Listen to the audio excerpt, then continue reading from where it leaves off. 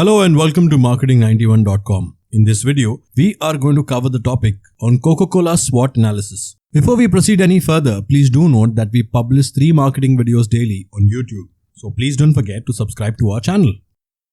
Let's start with Coca-Cola's company overview. The Coca-Cola Company is a group that is entirely invested in food and beverage products worldwide. Coca-Cola trademark products started selling in the USA in 1886. They are now available in 200 plus nations and regions. The firm is in possession of or has the license to promote many brands of non-alcoholic beverages. Looking at the operating segments are at times called groups or operating groups. The operating segments that are included in the operating structure of the group are as follows: Europe, Middle East and Africa, Latin America, North America, Asia Pacific, Global Ventures, and Bottling Partners. Moving on to Coca-Cola products. There are 4 major divisions, the first being sparkling soft drinks, which includes brands like Coca-Cola, Diet Coke, Fanta, Schweppes, Sprite, and Thumbs Up. Moving on to water, enhanced water and sports drink, which has brands like Sunny, Ice Dew, Powerade. Next, juice, dairy, and plant-based beverages, which has brands like Minute Maid, Simply, Fairlife. And finally, tea and coffee, which has brands like Costa, Georgia, Honesty. Now moving on to Coca-Cola's facts and trivia. The net operating revenues for 2020 stood at about $33 billion. Moving on to certain trivia, beverages with trademarks licensed to or belonging to Coca-Cola report 1.9 billion of the roughly 62 billion servings of all beverages bought across the globe on a daily basis. Average individual worldwide buys a Coke product once every 4 days. 3.1% of all beverages sold worldwide are beverages by Coca-Cola.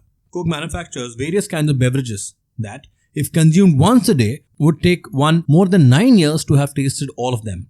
Finally, Coke makes use of 300,000 tons of aluminium to make its cans annually only for the USA sales. This comes to 17.4% of the whole of the USA's aluminium industry production. Now moving on to the SWOT analysis, starting with strengths. First, Coca-Cola's product portfolio. The company's product portfolio, ranging from soy-based drinks to sodas to energy drink, has 500 brands and 3,500 beverages. Next, licensing. A majority of these branded beverages are distributed, made, sold, and packaged by bottling partners who are independent, thus reducing the load on the Coca-Cola as a group. Third, it has the world's biggest distribution system for non-alcoholic beverages. Coca-Cola beverages can be consumed by customers in 200 plus countries and regions. This is possible because of a network of retailers, wholesalers, distributors, and independent bottling partners, and also their attached distribution and bottling operations. Next, the budget for marketing. The overall amount Coca-Cola gives to resellers, bottle, etc. comes up to about $4.1 billion in 2020. This was mostly spent on marketing and promotional programs. Next, the company's marketing campaign success. Everybody's heard about the campaigns such as Share a Coke, the Super Bowl in 2012, Hilltop in 1971, History of Celebration in 2010, and Taste the Feeling campaign in 2016, which bring a lot of attention to the group as a whole. Next, powerful brand awareness. About 95% of the global population recognizes the white and red of the Coca-Cola logo. Next, Coca-Cola's iconic brands whose sales exceed $1 billion. Coca-Cola has the ownership of a stunning 15 of them. Combined, they produce revenues of over $15 billion every year. Next, trademark, copyrights, trade secrets, and patents. The company has multiple copyrights, trade secrets, patents, and various technologies and know-how. This is usually linked to the beverages and their manufacturing process, packaging material, and packages themselves, operations or processes, design, and equipment that is good for business and particular software. Moving on, the next strength, their access to raw material. The main ingredients used are non-nutritive and nutritive sweeteners along with water. In the United States, the principal nutritive sweetener is a high fructose corn syrup, which is nutritionally equivalent to sugar. High fructose corn syrup is available from numerous domestic sources. The principal nutritive sweetener used by business outside the US is sucrose, that is table sugar, which is also available from numerous sources. The principal non-nutritive sweeteners they use in their businesses are aspartame, access flame, potassium, sucralose, saccharin, xylomate, and steviol glycosides. Usually, most of these can be accessed from many places. The point is that they do not have to depend on one supplier for their raw materials, considering there are numerous sources for most of them. That creates a big strength for the company itself.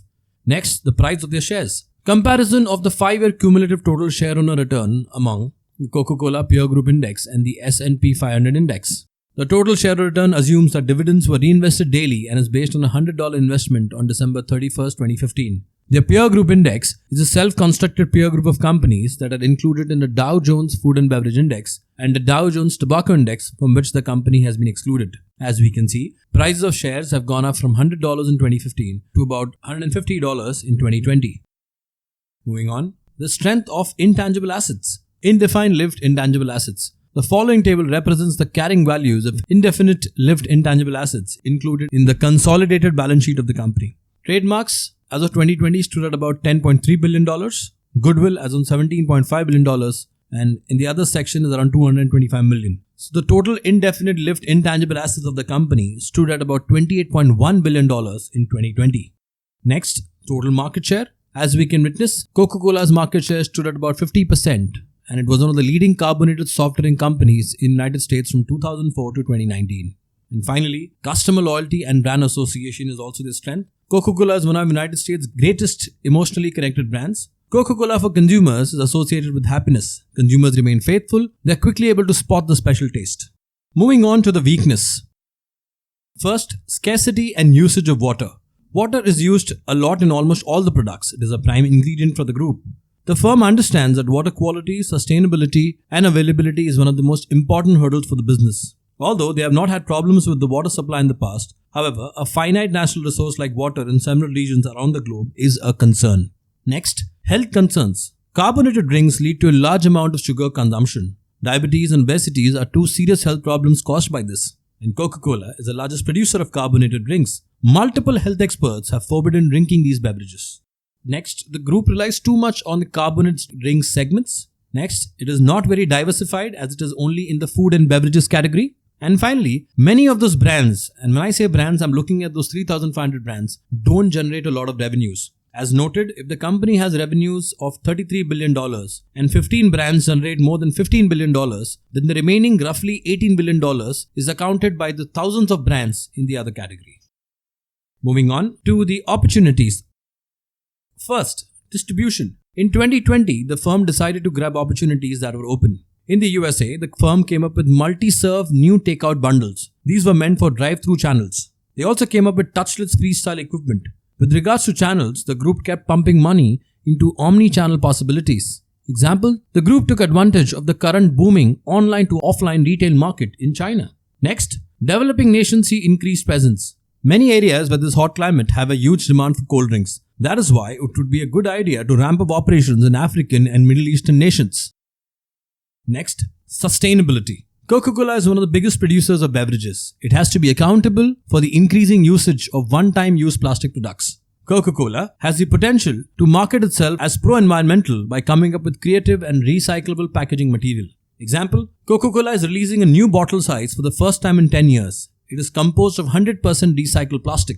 The latest bottle weighs 13.2 ounces and is recyclable. Consumers can buy these from Feb 2021 onwards. It is part of a long-term initiative by the group to decrease its plastic waste. Coke calls it the most sippable package. It will contain the group's most popular sodas such as Coke Zero Sugar, Coca-Cola and Diet Coke. The tentative retail price would be $1.59.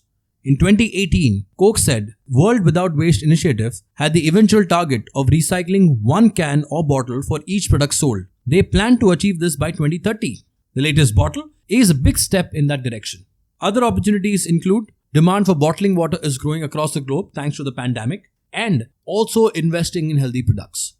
Moving on to the threats. First, tax litigation with the IRS. In November 2020, the US Tax Court put forth an opinion about the group's 2015 litigation with the Internal Revenue Service. This had to do with adjustments for transfer pricing tax. The court leaned towards the IRS. Coca-Cola is opposed to the IRS position. They want to defend their position strongly. It is, however, a possibility that a part of the whole adjustment sustained by the US tax code is upheld at the end. The firm has measured a possible liability of roughly $12 billion. Next, indirect and direct rivalries. There are other indirect rivals along with their open competition with Pepsi. Other brands that can damage Coca-Cola's market position are Nescafe, Red Bull, Costa Cafe, and Starbucks. Alcoholic drink makers are also indirect rivals. Next, the issue of regulation. Health experts are getting increasingly outspoken about the risk of sugary beverages. They highlight their ability to cause heart problems and diabetes. This has made the government consider levying sugar taxes on beverages. Sugar is crucial in Coca-Cola products. Next, the issue of modernization. Coca-Cola is present around the world. They are sensitive to economic shifts in developing countries. In these nations, workers are asking for an increased rate of pay and additional people depart and pursue increased pay elsewhere. This keeps Coca-Cola understaffed. Its productivity could take a hit. Coca-Cola also depends on exchange rates that are good for them. They rely on abundant and cheap supply of raw materials to increase profit margins. And finally, the last two threats. One, product ingredients might get leaked. And finally, local homegrown players may become rivals in certain specific countries. For instance, in India, they have competition from local brands like Socio and Campa Cola. So that's it, folks. This brings an end to the topic on Coca-Cola SWOT analysis. These are some of the sources and links referred to for the content in the video. Additionally, if you want to view these videos in an organized manner, you can visit freecourses.net, where all our videos are arranged in the form of courses. Thank you and see you in the next video.